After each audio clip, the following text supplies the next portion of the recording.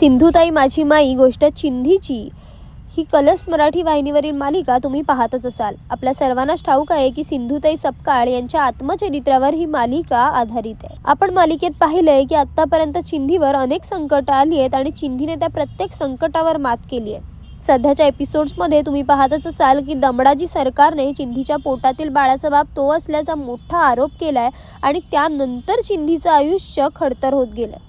दमडाजी सरकारच्या या मोठ्या आरोपामुळे चिंधीचा स्वतःच्याच घरात छळ सुरू झालाय। तिला अन्न पाणी सुद्धा नाकारलं गेलंय।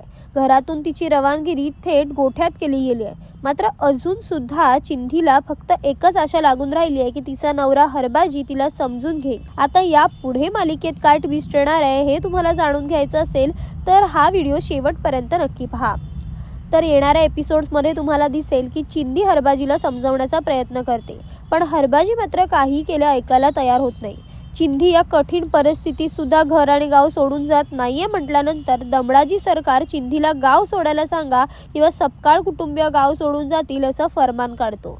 तर दुसरीकडे मोतीलाल हरबाजीचे कान भरतो आणि हरबाजी चिंधीला गावाबाहेर काढण्याचा निर्णय पक्का करतो। मात्र ऐनवेळी चिंधीला प्रसूती वेदना सुरू होतात आणि ती हरबाजीला विनंती करते की तिला आजच्या दिवस इथेच थांबू द्या, पण हरबाजी मात्र काही केले ऐकत नाही। चिंधीच्या वेदना असह्य होतात आणि त्याच गोठ्यात ती एका गोंडस मुलीला जन्म देते। आता हरबाजी या मुलीला स्वीकारेल की नाही हे मात्र लवकरच कळेल। तोवर पाहायला विसरू नका सिंधुताई माझी माई संध्याकाळी 7 वाजता कलर्स मराठी वाहिनीवर। आणि हो, आपल्या या लाडक्या मालिकांचे अपकमिंग अपडेट्स जाणून घ्यायचे असतील तर सबस्क्राईब बटनवर नक्की क्लिक करा।